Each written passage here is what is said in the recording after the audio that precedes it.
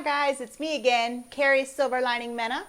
And on today's episode of Silver Linings, I have my friend Emma Mcintosh. And she came on Silver Linings just to hang out. She didn't feel like channeling, she didn't feel like doing her old routine. She just wanted to come hang out with her friend and have some fun. So that's what we did. And we kind of reminisced about our time together, about how she's always taken me on these wild goose chases, and I guess we kind of discovered that it's not necessarily the destination, but the journey. So join us today on our journey of learning about such things as surrender. I've recently gone through a huge surrender, and I'll be talking about that in my near future on Silver Linings. But let's get started with today's. I'm going to use my fancy clapperboard from Sarah. I love this thing. Gives me the opportunity to go back and change what I didn't like, or reiterate or correct or whatever. I don't know if I have any mistakes this time around. Oh well, I'm gonna roll with it because I'm rolling with Emma. All right, you guys, here we go. Silver Linings, episode 3 with Emma on surrender. We have our guides, Eric and Archangel Raphael. He works with me too, Emma. I don't know if you know that, but he's my guide as well. All right, you guys, ready? And action. Hope you enjoy it. Thanks. 3. I did it. Hi, Emma. Hey, girlfriend. How's it going? It's going good. It's really good. You look good. Thanks. I feel good. I do. I got some stuff to tell you, some interesting things to share with you. Okay. And the first thing, I didn't even introduce. Everybody already knows us that's going to be watching this today. That's my friend Emma, and my name is Carrie. Hi. Hi. We soul sisters. We soul sisters. We are. A lifetime. That's right. In plenty of lifetimes. We know about a couple together where we were brothers. Micah was our mama, sort of, our adopted mama. And then we were in the brothel together. I guess you were my boss. I was the one whipping the whip. Right. You were the madam. And you know what's funny is that I my last show I did, I haven't published it yet, but Heather trans-channeled that version of me. She was dropping names left and right. So you'll have to take a peek at it. It was so funny. So funny, her accent. And I knew that they would drop your name because you've already told your tale about that life. That's so trippy. I love this gig. We have so much fun with it. Okay, and another thing I have to tell you is that you already offered to take me around Belgium and do a ghosty thing. Well, you're gonna get your chance sooner than we think. Because I'm pretty sure that I'm coming to your house, your town, your country, in the middle of March. I don't know the exact dates yet, but my friend's going anyway, and I said, I'll come with you. So I'm going to go crash her party. You haven't met her yet. And you know what? We have so many old buildings here. I even know a few ghost houses. If you're brave enough, I'm too shiny. I'm like impenetrable of all bad guys. They couldn't. They're just like bounce off me. Come on, we're going to do that shit. It's going to be fun too. And then if we don't get lost, hold on. If we don't get lost on the way to the ghost house, I think I'll just meet you there. Because let me go ahead and tell that story real quick. Every time I go see Emma, she has these grand plans to take me touring. She sucks because all she does is get me lost. And one time we drove around in a parking lot because we couldn't escape the gate. We didn't have the key card. I don't know how we got in without one, but we certainly could not get out. We had to have somebody else come and rescue us. And then another time, even worse, and I was tired and hungover from flying all night long. I hadn't even showered, I don't think, and I'm dying in the back seat. And they get us wedged, her and Gerald get us wedged in this narrow street where they're doing construction. We had people behind us. Because, you know, Belgium, they have like the streets that are this big. And we just had to sit there for like 30 minutes. They were doing construction around us, and we were just like stuck. Instead of them just kind of directing us in a different direction, we were just standing there. But we got a great conversation out of it. But that wasn't the last time you got me lost either. Because when we went to that cute town with the windmills, My Google robot lady had to bail you out because your GPS couldn't even find us. We were going on the green. According to the GPS, we were in a different dimension Right. where the road was not finished yet. Yeah, yeah, I'm not so good with getting you there in time and getting you to the right place. Our dream was always, my dream was always to get you to Bruges, but to this day, we still haven't gotten there.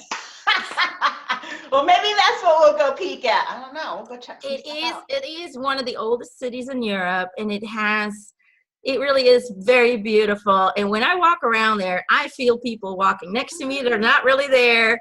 You know, I see people in wooden shoes, and I see people with little, like a dog pulling a milk wagon little thingy. And I see that happening in between the regular people today. I see that passing by, and I wish I could just take pictures in my mind so I could show people what it looks like, but it's basically like these dimensions that just kind of, the energy there is so, you'll feel it, because I know you're sensitive to energy. The energy there is so powerful and strong. You just feel that blend of dimensions and time zones, and it's just really cool. So I would love to take you there and see what kind of spirits come forward. Let's do it. Okay, but yes, after I go to your house, you're going to be coming this way. Tell me about that. What's going on in California? And what is with the San Bernardino? Is that where you're going? I'm going to San Bernardino because I was invited by a communication professor who is a professor at the university in San Bernardino. And together, we've been working together for about 1.5 years now on a book where we're communicating to some deceased people. I'm not going to say too much. It's got to be a surprise. I'm sorry, people. All right. I'm not gonna spoil the surprise. But either way, we've been working together for about 1.5 years, maybe longer. It's been a while. And so the first book, and it's gonna be like 3 books, I believe. But the first book is finished. And so she invited me to come talk to the students about the book and so on and so forth. And I figured, well, while I'm there, might as well do a live event, because I know I have so many followers from California, and I figured I'm already there. Might as well, do something live for America, which I've never done before in America. It's going to be my first live event, and I'm super excited about it. And I invited my friends to come and join me, and we're going to have a panel, and people are going to be able to ask their questions, and we're going to be able to discuss it almost like The View. We're going to be able to all have our own opinion about it and tell us what we feel and what we hear, and kind of go from there. And then, of course, Gerald's going to do some energy healing exercises where he's going to teach people how to feel energy and so on and so forth. And then I'm going to do a 2-hour live event where I'm just going to allow spirits to come in, and they're going to step forward and give people messages. I've been to your event out in Belgium, and I was invited to be a guest. Thank you very much for that. And it was fun. We all had a really good time. So I know what I'm getting myself into when I come crash your party. And I don't know if you realize this, but right near there is wine country. Book of wine tasting. Yeah, it is. But they have wineries and wine, tours. Should I be worried? Yes.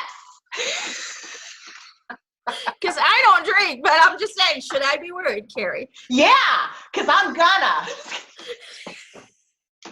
Hey, some scientists say it's good and it helps against cancer, so it's all good. You're all good. You already know that cancer is so afraid of me. I am so infused with THC. And it's all that goody stuff, and that's the whole thing, People can say all they want, this causes this and this causes that, but you know what the reality is? Your belief. The only thing that causes what you have is this. Exactly, and I'm so convinced. We don't really have a plan. Let's just go with this. We had a sort of plan. But you know what? I kept trying to buy my kids like the healthy deodorant without all the whatever cancer-causing crap. But I'm sorry, they kept stinking. So I finally bought them the good, the cancer-causing shit. And I said, just so you know, you kids are made for things greater. So you're never going to get cancer. So you just believe that, and that will be your truth, and you use this deodorant. I'm like, okay, Mom. And that is the truth. But that's the thing. It really is a mindset. And, you know, taking care of your body is a good thing. You know, when you love your body, you're going to feed it with the right things. You're going to take care of it. And yes, that's going to help you physically, you know, to be in a good place. But the fact of the matter is, when your mindset is negative and you're feeding yourself with all the positive foods that there are, you're still going to get sick. You're still going to get ill. It needs to be balanced. You need to be in a physical, you know, positive state, and you need to be in a mental and a spiritual positive state. I know people who their whole lives ate right and exercised and did everything, yoga and meditation, but they still died of cancer because they were afraid all the time. You know, they were afraid they were going to eat the wrong thing. They were afraid that if I eat this, I'm going to get that. And if I eat that, you know, when you put fear, when you attach fear to what you eat, even if it is healthy, it's still going to turn out negative for you because you're in a state of fear. And fear is the opposite of love. That's just how it is. A lot of people think that hate is the opposite of love. Nope. Fear is the opposite of love. And so when you reside in that vibration, no matter how healthy you're going to want to be, if you're afraid, if you're eating healthy because you're fearful of getting this and that and this and that and this and that, attracting that, you're still getting it because it, you know, because your powerful mind, which is like a power unit. It's a very, very powerful energy unit. Every thought is a mental unit of energy. That's true. And I've been on the, you know, I've lost weight, but and I kind of got off my diet, and it was a choice I made. I was just fucking sick of it. I wanted to eat fucking bread and sugar for a while. But part of the problem is that even though I made that conscious decision and I was okay with it, I'm going to get back on that shit in January when all the diet food goes on sale. But I'm the same way. Holidays are coming. I'm enjoying it. And then I'm starting January. Yeah. And watch out again. I'm so dedicated. I know I will. I have no problem with this. But part of the problem is that even though I've made this conscious decision and I'm okay with it, I still have this guilt. I'm like, fuck, I shouldn't have eaten that. And I know that the mental shit, you know, my guilt and feeling bad about it is creating more weight, or, you know, something to that effect, or I won't be able to lose it, or I'm hanging on to more because I have that negative, fearful part of being overweight, or, you know, whatever it is, the guilt of the eating the crap or anything it is. So I'm working hard to not feel the guilt to go with it. What they were just telling me, what my spiritual team was just saying, that, you know, the reason that the guilt is there is because you were always told you're too big, you're too this, you're too that. You were judged by your mom, is what they're showing me, and even by other people in your family, where they judged you, and that's where the guilt feeling came from, because you felt like, because I am a certain way physically, I'm not being loved, I'm not being accepted for who I am, and that's where the guilt feeling comes from. So there, my angel Raphael's going, you're beautiful and perfect, you know, just the way that you are. And if you know that, and if you embrace that in your mind, then the body will shape itself to that perfection, to that very healthy form. And that's really what it is, he says. So. Well, thank you, Raphael. And you know what? When I spoke to my brothel me, I also spoke to future me before that. And she told me that I'm never going to be a thin girl. And I've kind of already resigned to that. I am cool with it on one level. But you and me, girl. Squish. I know. We're a little Buddha action going on. We have lots of loving. That's right. It's the loving, and the body needs to adjust to the amount of love that we want to give. I know. So we should be like this. Now all the thin people are going to go, well, what about us? Your heart's bigger. There you go. We have a bigger body. You have a bigger heart. It's okay. We love you. I eventually get to a place where, you know what Raphael just said, I get to a place where finally accepting myself for who I am. And that I'm looking forward to that, because for me, it's not about being skinny. It's about being comfortable with myself. It's about feeling good in your own skin, and it's about feeling healthy. And that's not a physical thing. That is a mental thing. I had my family on my dad's side. I think my dad's uncle, he would smoke like a chimney. He would drink nonstop. He would eat fatty foods. He would eat and drink and do everything that was unhealthy. he lived to like 105. Why? Because in his mind, he was like, I'm fine. Ain't nothing wrong with me. I'm a strong character. That's how he was. In his mind, he could not get sick. It's just not possible. And guess what? He never got sick, no matter how much he smoked and drank and did all of that. He lived, We're up so to wazoo. powerful. We really, really are. This is your most powerful tool. Mm-hmm. And Carrie knows that. You know that. I do know that. I have learned it recently. I'm really figuring out this manifesting stuff. And you know what goes along with it? This is where I kind of wanted to gear a conversation, and I'm getting my opportunity, is I'm on this new kick of surrender. And when you finally, and I kept trying to figure out what was next before I let that other phase go. But what I've learned is that is not the point. The point is to learn how to surrender and have that faith in what comes next. So once you decide that you're done with what just happened, you're done, you find this inner peace and the answer will come to you. But it's not going to come to you until you get to that surrender point. So I get that it's like a brain thing. It's not planning ahead. It's just, well, not necessarily a brain thing. I mean, the brain is the block. But know in your heart that everything will be okay. I totally know that the universe has my back. I totally know that no matter what happens, there's nothing but good in my future. And if I follow that belief and stay true to it, it will be true. If I worry about shit, then I'm going to, bring that shit into my life. But you can't really worry about it. And when you get to that, then it all comes to you. And I have been rewarded in ways, I've been rewarded recently in ways that I just didn't expect of all the things I've been denied. My whole life is like duality. I didn't have, now I have. It's so cool. And one of the reasons I wanted to talk about surrender with you is because we were going to talk about being a parent and finding silver linings and things like that. We both have in our own way. We're wingers. We're usually wingers. You and me. We are wingers. I mean, I just had like a nugget of seed and now I'm throwing all this other shit in. But just vague ideas, and I like it to roll that way. I like to roll with Emma, just like that, tumbleweeds rolling around. But I just want to pick into what you said, and you're so spot on, and I'm so happy for you that it's not just about knowing something intellectually, but it's actually about allowing it to happen. And yes. What you're talking about is what you're doing now is you're stepping out of victim consciousness and you're moving into manifestor consciousness. And the problem is people try to manifest from a victim consciousness. It doesn't work that way. You have to transcend being a victim in order to become the manifestor. And when you're talking about surrendering, you hear that a lot. All spirits talk about, you need to surrender.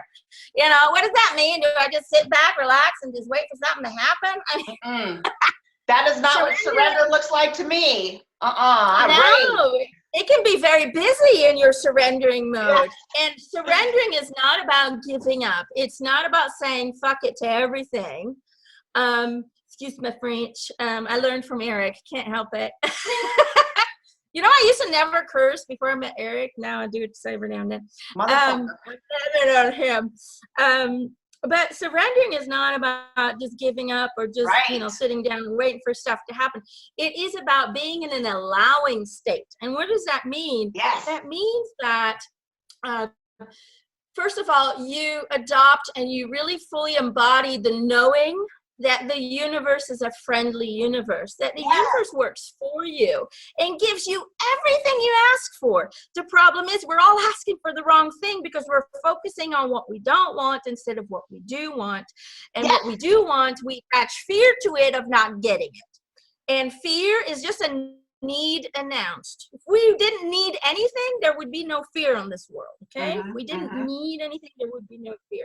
So surrendering is about transcending victim consciousness by understanding that you live in an all-friendly universe, by understanding that the universe flows for you and provides you with the lessons and with whatever it is that you desire to create for yourself and that you desire to experience. And it's about understanding that there's such a thing as brainwashing, global collective brainwashing, that we are conditioned by society, by what society expects of us, by what family expects of us, by what we expect of ourselves, because we are taught to think and act and behave in a certain way. There's so much commercialism out there that by the time you're 5 years old, you have been conditioned to what you should play with, what you should dress, what you should watch, what you should listen to.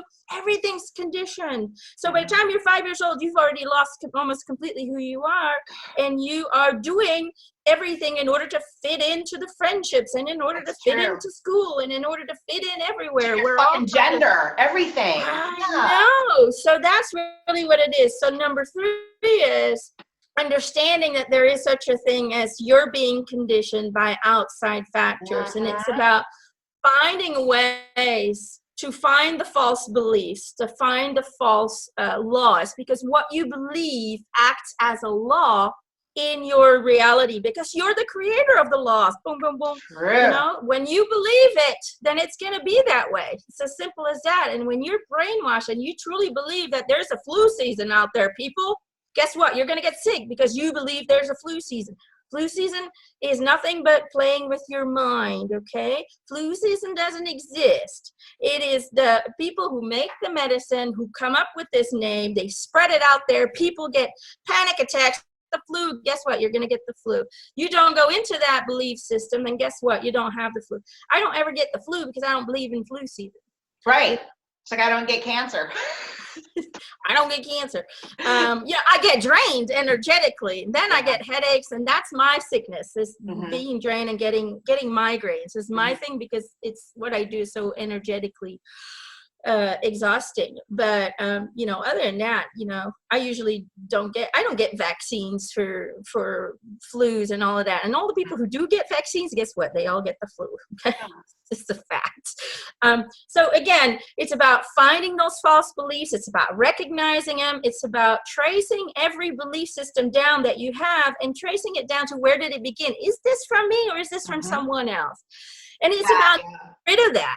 Getting rid of these false beliefs. And when you do that, the last step to transcending victim consciousness is to forgive. And we don't forgive to let people off the hook, to say it's fine what you did. No. Nope. We forgive to cut the energetic cord between you and that memory, because that memory, every time you think of it, it becomes part of your now moment. Therefore, it's not part of your past anymore. It's part of your everyday life. Ooh, I like that part. When you do that, it drains you. It makes you feel sad. It makes you feel disempowered. And then we start to ask disempowering questions. Why is it always me? You know, why can't I have this? Why can't I have that? Well, if you ask disempowering questions, you're going to get disempowering answers, disempowering experiences, because that's what the universe thinks you want. Right. The universe doesn't know what you want or don't want. It just knows what you're sending out is that must be what she wants. So we'll give her more of that. And that's the problem. And so once you transcend that victim consciousness, I'm sorry, I'm cutting you off, honey. No, that's okay. I get really excited about talking about this. Once you cut off, you know, once you transcend that victim consciousness, that's when you move into manifestor consciousness.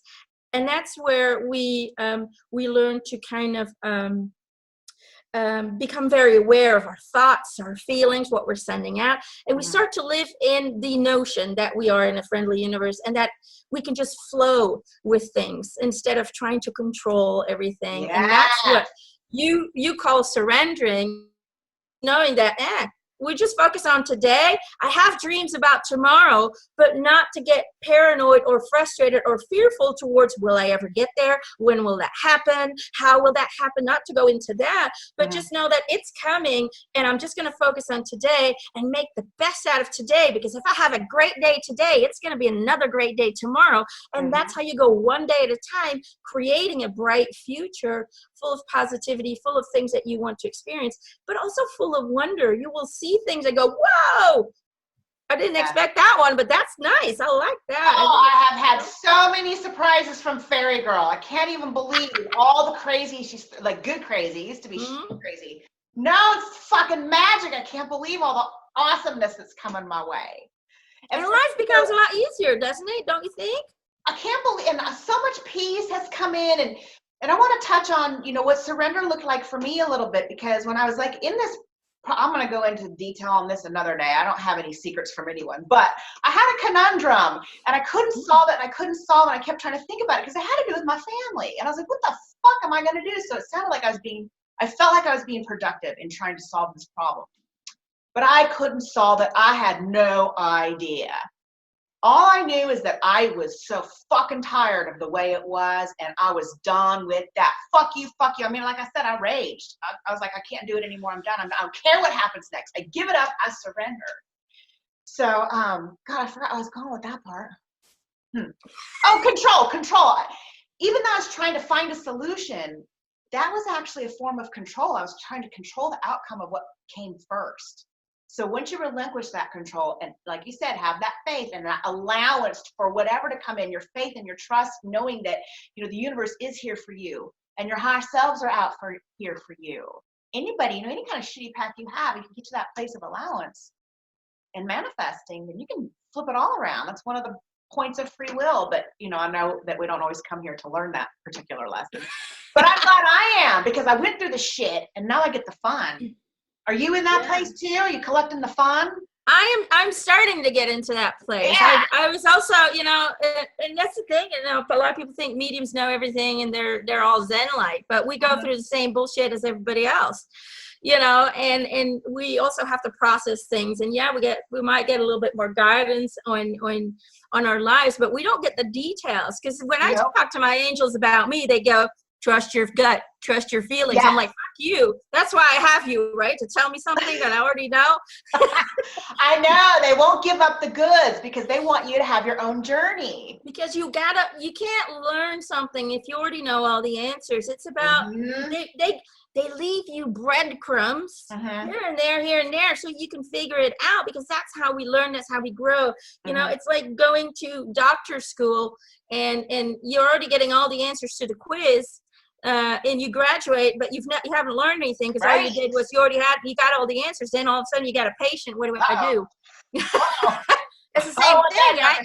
You have to experience, and you have to have ups and downs to understand the contrast of things. And people think we're here to suffer, but we're not. We choose to suffer because we choose to get stuck into the suffering, and that's really what it is. And I have classes on Learn It Live, which is called Manifest and Discover Your True Life Path. And that's what I talk about, is about the different phases of spiritual development, which is a victim consciousness. Then we move into manifestor consciousness. Then we move into topic for you. And being consciousness. And so, I'm so glad this kind of came up. But if you guys want to know more of that in detail, every class we do one consciousness state, and I give exercises and all of that on how to transcend victim consciousness. I explain it in the smallest details, what we go through, and then I give classes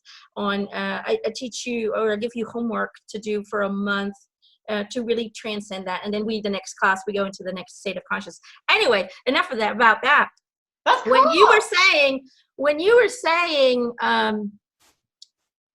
you were trying to look for a solution, and that is a way of control. I wanted to explain that a little bit, because people are going to like, well, aren't you supposed to look for a solution? Right. That's confusing. Right.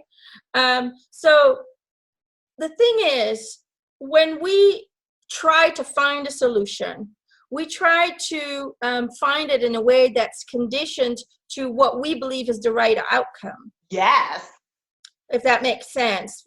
Does that kind of make sense? Like, I'll tell you why it makes sense. Yeah, explain. Because I feel like in my path, or anybody's path, you're not going to surrender unless the idea, if I had the idea, there'd be no need to surrender. And that's my lesson. I'm to learn to surrender. So my next has to be something so outlandish and so unconventional that it never would have occurred to me under regular circumstances. It has to be outside of the box, at least for me. Then I can do that surrender. Because if I had that answer, just like you said, then I wouldn't learn. I wouldn't learn the trust, and I wouldn't learn the next step of the manifesting and allowing. So if you are stuck and don't know that answer, it's because you're not allowed to have it yet. It'll come. Yeah, you got to relax into it, and you just have to have. You have to have, because we're trying to direct the answer in a way, in a direction that's going to lead to what we believe is the best outcome. Mm-hmm. But sometimes what we believe is the best outcome is not the best thing for us. And we don't want to see that. And that's why everything we do, especially as an adult, as a child, we play just to play. You know, we're getting our dolls out, we're getting the Legos out, we're getting the cars out, and we're playing just to play. There's no, I'm playing to achieve this. Right. There's no, you know, reward. outcome. Yeah. The reward is the playing. The reward is just playing. And that's what we need to do in life. We just need to be. Yes. And everything we do, we brush our teeth because we don't want to get cavities, and we eat because we don't want to starve our bodies, and those things are normal. But we do that with everything we do. Every action we do is with the intent of reaching a specific goal or reaching a specific outcome that we believe is right for us. Because if we reach that job, if we get that girlfriend, if we get this, we're going to be happy. And all we're doing is we're always chasing after happiness, because we believe that the happiness can only be achieved when we get to that end result. Right. But you need to find happiness on your way there. And so when you make a decision, it should never be with what is for you the best end result in your mind, but it should be with the intention of what makes it, you know, what feels better to me. Yes. So, not dependent on the outcome, but dependent on what the feeling is behind. Yeah, because I have no idea what my outcome is. No, you shouldn't. I know like a couple weeks ahead. That's all I know. That's good. But I'm so proud of you that you've gotten to that point where you're finally starting to realize, you know, you can't control everything, because when you do that, you're in a fear of not reaching that. And when you live your life that way, you know, everything that happens to you will be more fear thrown at you. And when you surrender and you just know that today I feel like this is the direction I need to go into, and I'm going to follow that, and I feel good about it, then guess what? All those little steps are going to lead you exactly to where you need to go, but without the stress, without the worry, without the, you know, without that feeling. It's almost like, you know,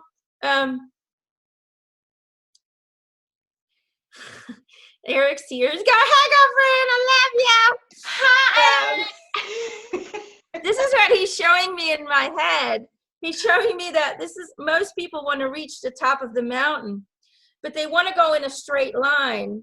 And so what they do is they have to cross the big rocks, and they cut themselves on the rocks, and it's very hard to climb up there. And so it takes a lot of effort. It's dangerous. It's violent, and, you know, and it's going to take you forever to get there.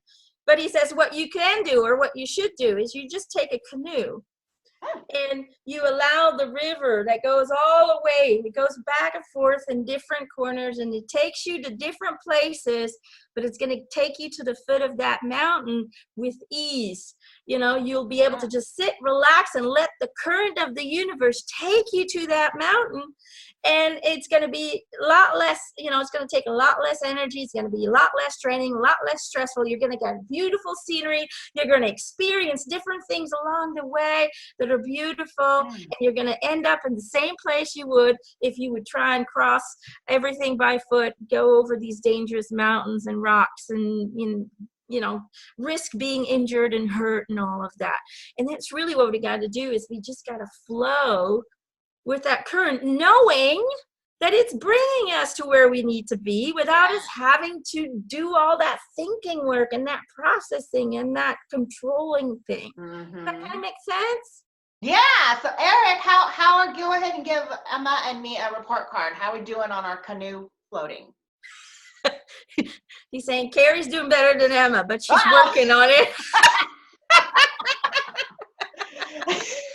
You're getting more points, man. Ting! I'll give you some pointers. Wait till you hear my story. It's nuts, man. It's nuts. Go for it. Oh, no, I'm not telling you now. Oh. Too big. It's too big. Okay. It's craziness. He's just laughing. He's just saying the thing is with Emma is that she is moving into different frequencies, and it's scaring her because she feels like we're moving away from her. But what we're doing is we're actually starting to talk through her instead of outside of her. Oh, that's beautiful. It's true. I have been feeling like there used to be, and I think it's part of this, us going into this 5D thing, and things have been changing, and I can feel this energy change and all of that, and the energy fluctuations have really been, affecting me in a weird way, like getting really tired and things like I that. remember you were saying that when I saw you last, that it was fucking with you. Oh. Yeah, and I'm an empath, so I feel everybody's energy, and I do, kind of have this protective bubble of energy around me. But when the energies are so intense, it just seeps in, and it does affect me. And I know for a lot of people that's kind of like, okay, but it really physically affects me. And so, but it's been calming down now. It's been calming down. But at the beginning and middle of the year, I was like, what is going on? That's when I saw you, right? Smack in the middle. It was really, it was tough. But lately, I feel better and better and better. But it's like my team is there, but they used to be in my face all the time, playing jokes and making me laugh and things like that. And that's kind of fading away. And at first I was panicking because I was like, are you guys leaving? Are you guys separating from us? And they said, no, you no longer need us to be outside of you. You're starting to realize, they said, that we are talking through you, not out there. And that's the next ascension, or whatever people talk about there. They have all these names for it. That is us moving forward, is understanding that Eric and our guides and our angels, they are us, and they're part of our soul. And so the information, as a medium, when you first start, you go, I got to reach them, and then they'll send me the information. But I've gotten to a point where I'm starting to understand that the information is already inside of my soul. All of the universal wisdom is in there. And as a human being, we need something to, we need to ask someone because we believe we don't have it in here. And so they're not fading away. That I am just changing and starting to understand and realize that they are talking through me, not next to me. They're not out there talking at me. They're talking through me. And that's why it feels different. That's cool. I talked to Chiron or Cryon, right? Cryon. He said that a lot, when you lose a spiritual gift, it's because you no longer need it. So don't mourn it or fear it because you've moved on to something else. Yeah, it's like we're all growing, and you're growing a lot too, and you can see that, and you can see it in your energy, and you can also see it in the fact that we're doing different things and we're doing new things. And at the beginning, it's scary, right? Because at the beginning we were all together, and it was like, oh, we need each other. But now we're starting to realize that we got ourselves. All we need is love, and we can move into another direction, and grow, because we sometimes get stuck in that comfort zone, and sometimes we need to have something happen in order for us to be pushed into our directions, flourish in what we wanted to do and what we were meant to do, so we can kind of get this kick up our ass. Exactly. to be brave enough to go into different direction. And it doesn't mean that that the energies are gone, or that the friendship is gone, or anything like that. It just means that things are changing for the benefit of our evolution, and for our benefit as well. Yeah, I agree with that wholeheartedly. And if you take on that attitude too, then things won't be so sad. When I talked to future me, I guess, she told me that Stardust is only going to be around for another 4 or 5 years, and I've always known that it's not going to be a forever thing. I didn't think it would be last that long, so I was kind of happy to hear that. That was good news for me. And she says that Heather and I will spend some time mourning that loss, but I don't, I know it's coming, and I know it's to propel us each in new adventures. So even though it's going to be a little bit sad that we're leaving something that we love behind, it's all for good. And when you don't cling to that past, when your dust settles, it's always better than it was before. So, you know, I'm going to keep my friends. And that's the thing. Yeah. We shouldn't mourn change. And Mm-hmm. the thing is, as a human being, we like to be comfortable and we like to be familiar with, you know, we have people we trust and we feel good with, and it's great. Mm-hmm. But there comes a point where we have learned everything from each other that we were here to learn, and we need to attract other things into our reality. But as a human being, we like to tend to hold on to that because it's so comfortable being there, you know, and it's so safe and all of that. And dogma tells us we're supposed to. Yeah. The world, the TV, everybody else says, well, that's the way you do it. That's not true. It's conditioned because they say you have to stick with your family and you have to stick with your friends and you have to be loyal to everyone and you have to change yourself in order to fit into a group, you know, and it's all baloney because we make these contracts. I hate that word contract because people think it's a written thing that you can't get out of. Like a solid thing, yeah. Yeah, really. It's just an idea. They are intentions. Just like when you choose your vacation and you go, I want to try scuba diving and I want to go, you know, swimming with the dolphins. That's what we do. But me and Emma and I, we just stay at that buffet. We're just like, well, we wing life. We're wingers. We sure are. I have to say that, you know, when I look now, I've just recently started to notice that when I look at life now, I'm like, boy, I've done a lot of stuff already. And so much has failed. At least that's what I thought, that they failed because they didn't end up the way that I thought they should end up with. But now I look back and I go, wow, they worked out perfectly because otherwise I would have never met my husband. I would have never been doing this, you know. All of those failures were actually new doors that just opened up. And that's what we need to kind of reside in, is to have this faith. It's really faith. It is blind faith that even if you lose your job, it's all right. Something better's coming my way. And when you live in that state of mind every day and you truly feel it, nothing's going to stop you. You're going to have a job the next week. Okay? I'm there. Well, I don't want a job. That's what it is. And that's why I think, you know, looking back at my life, I go, wow, I winged everything. You know, I woke up one day and I was like, do I kill myself or do I do something else? I chose the other direction. And I winged it. I winged myself on an airplane. I flew to the States. I'm like, fuck it. I don't know where I'm ending up, but I'm here. I know you are a crazy girl. I know your story, and you do have wing it stories. You really do. And then I meet somebody online. I talk to him for one day. The next day he doesn't show up. The day after that, he calls me up and he asks me, do you want to be my girlfriend? I said, sure. A week later, he calls me up on the phone, asks me to marry him. He's never seen me, by the way, because this is a long time ago, before there were actually built-in webcams. You had to still buy one, you know, and I never needed one. So he asked me to marry him. He just saw a picture of me. That was it. And we talked for about a week. He asked me to marry him. I said, sure. 6 months later, he came down. We got, you know, a year later, another 6 months later, we got married. We're winging. I'm winging my life, and it's, you know, everything I winged so far has been the best decision of my life. And that's what we need to do, people. Wing your, just wing it. Stop trying to control it. And wing it with faith that it'll come out okay. Don't wing it with fear, because then, you know, turn to shit. Yeah, don't wing it with fear. You really have to have that faith that, you know, I mean, what are we all so afraid of? We all go home to the same beautiful place, and it's a peaceful place. So we all win. We're all winners at the end. Even people like Hitler are winners because they came down here with a contract to mess shit up and to experience that and to shake our shit up and teach us things. And teach us things. Teach the collective. You know, this is not what you should be doing.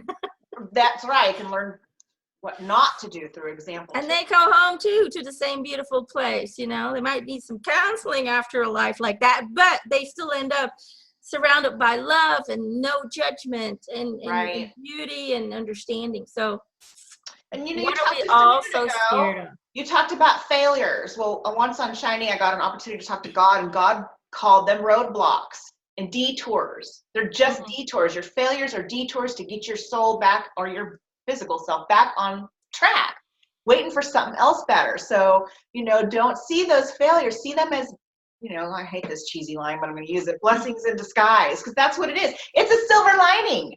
there's always a silver lining behind your damn roadblock. But failures have such a negative energy attached to them, and really what they are is just ways of the universe to show you To re-guide what's not you. Yeah, it's your. What doesn't resonate with you, because you can't figure out who you are if you haven't experienced who you don't want to be. You need that frame of reference. Absolutely. And you know, I'll just take my mom as an example of that. You know, whatever, my mom sucked. But because she was so shitty, I became a really good mom. I learned so much from her. I learned compassion, and I learned to listen to my kids, and you know, so she showed you how not to be a mom. That was her purpose. And so if you can find forgiveness in that, I've gone beyond that. Acceptance in that, and see the beauty that I have gratitude. Lesson she taught you. I absolutely have gratitude. I get she's like my own personal version of Hitler. She shook my shit up and taught me things. So, you know, I have no interest in, you know, connecting with her earth version because she's still that version. Yeah. But I understand the bigger picture. I understand what sacrifice this incarnation, you know, her higher self made for me and my evolution. So even though I don't care if I see you again, I'll thank her. No, but that's fine. See, you can take distance from the people who just don't resonate with you, who are negative towards you, who take your joy, and who take, it's okay to take distance. Yeah. What is not okay, I think, I mean, everything's okay. You know, Eric's going, fuck that shit. Everything's fine if you believe it's fine. That's true. But, you know, for me, what I would, you know, it's about embracing who they are and what they're here to teach you. It doesn't mean you have to, you know, have life together. It doesn't mean you have to sing Kumbaya together.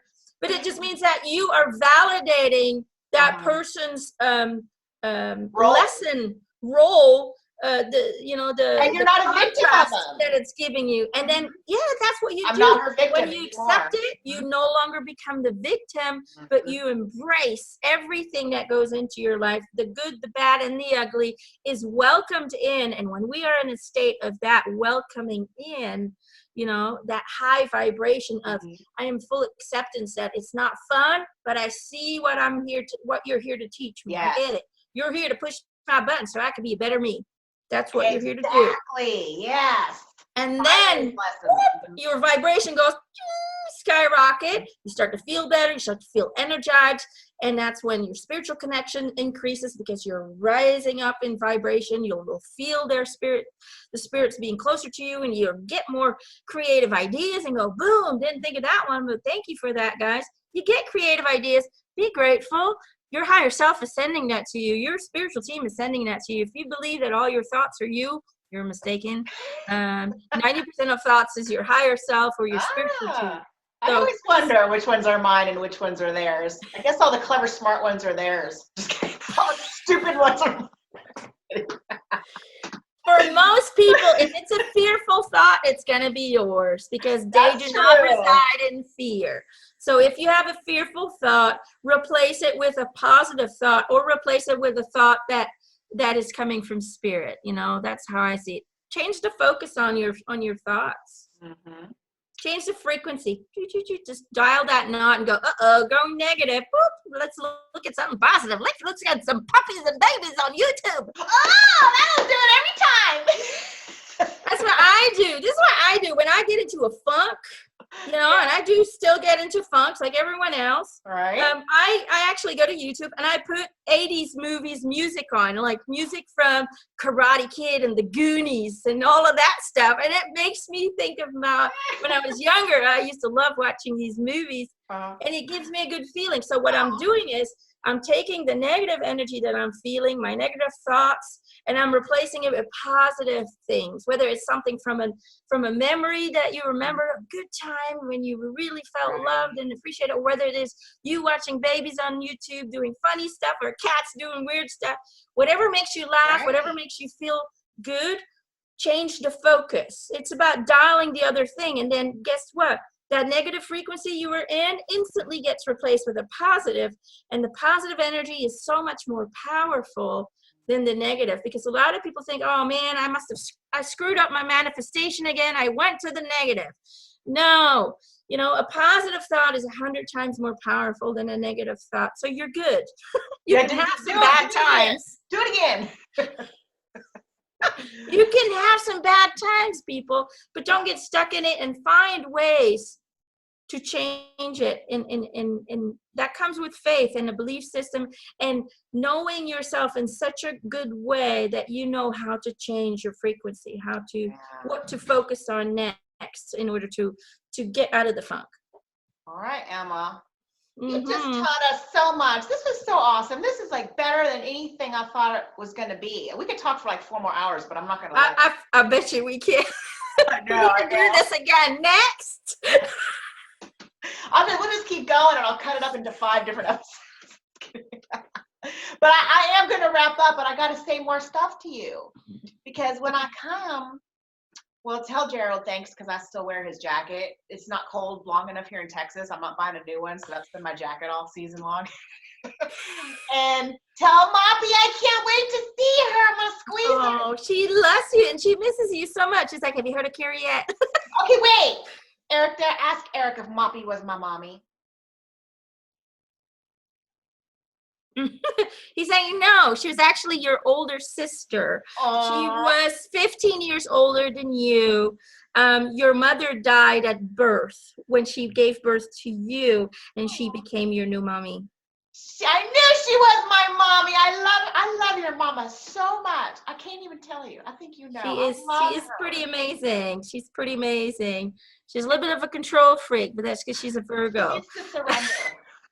She does. She needs to surrender. I have told her so much, but she has a heart of gold and she will do anything for the people that she loves. And that's what I really admire about her. She will self-sacrifice herself for others. I can see that right away. She would. really is a good mama and a good grandma. And She is.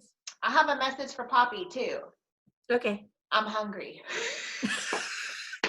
My dad is a good cook. He is. He should have he wanted to go to chef school when he was younger, but he would have taught him a thing or two. Again, his mama controlled his future and said, sorry, we can't afford chef school, so you're just going to become a jeweler. And that's just not where his heart laid. But look, unfortunately, he followed his mama's advice. And well, he can have a chance now to relive, do that over and feed me. Now he cooks for the people he loves. Yes. Oh, he really is something else. Every night, every fucking night, there was something new I'd never had before, and it was all good. Yeah. I'm moving in. I got spoiled as a kid. I had a good chef in the house. No kidding. All right. Well, you go and you kiss your babies for me, okay? I hope they remember me. But if not, they'll get another piece of me when I see you in a few months. You know, my screensaver on my computer is a picture of you, me, and Moppy. Oh, really? It's been that since we got the picture taken. It's been like, and so every time the kids pass by, they look at it and they point at it, so they know. I'll use that one for my thumbnail on this video. Yeah, and Jada still sleeps with the little bears that you gave her. She still has them in her bed. If I take him away, she'll get mad, so I have to give it to her. I'd bring more, but I'd bring in some for the sister, but she just swap them. She'd take Leah. Jada is a little bit of a selfish child, and Leah has to sacrifice. No, it works out though. She doesn't seem to mind to let her sissy have it. No, Leah's pretty cool. She's just like, fine, if it makes you happy. Right. Yeah. Here, leave me alone. No, your kids are very sweet. All right, girlfriend, you're sweet too, and I love you. And thank you so much. I mean, you kind of, you said, I'm ready to do your show, girl. You just call me and tell me when. I said, all right, in a couple weeks, let's do it. So thank you for that. Thank you for being so enthusiastic and such a supporter of me. I hear I'm going to be. Of course. I think you're doing great, and I can't wait for what you're going to bring to the future. And I'm excited. I'm winging it. Isn't it? It's gonna be good. Why? Because you are winging it, and you're having faith, and that's what's beautiful about it. And you're no longer afraid to be yourself, and you're in that attitude of, either like me or you don't. Either way, it's good. Exactly, it's good. We're good. So I'm very proud of you, and keep doing what you're doing. Keep being a light to other people. Sure will. And hey, I'm here if you want to have another chat because this is fun. We're doing it. I get energy from these kind of energy. You know, when I do channelings, I get exhausted. But when I do this, I'm like, yay, I feel good. No, it was really fun. I enjoy this too. I was nervous, but I'm always nervous, but I always know it's going to be just fine. And I gotta change my light bulbs. I'm done being blue. I need like a rosy golden glow like you. Well, I'm just, yeah, it's nighttime here, so I'm dealing with little night lights, and you're like daytime, so. And you know, and it's so funny because I know what your house looks like, and you don't know, you kind of know it's a mess in here. But It's right a here, mess. it's just fine. People think this is the nicest area. And you want your ironing board? Real quick. Go. Auntie! Ah, I'm not even gonna show you. Mine's covered in Christmas presents and you laughed. I have a tiny house. I really have a matchbox house. You came into my house and you said your house is the size of my garage. Basically, her little girl's room, my closet, is twice as big as her kid's room. I have a tiny petite house, so when I do laundry and I have to hang it up and dry it, it's all over the place. So it's always a mess. So funny. I try my best. And actually, you keep it very tidy. I don't know. I do. I have a good husband who helps me do that. He's amazing. He really is a good guy. He takes good care of you guys. He does. All right, Emma. I love you, and I'm going to talk to you soon, okay? Thank you. All right. Love you. Bye, guys. Bye.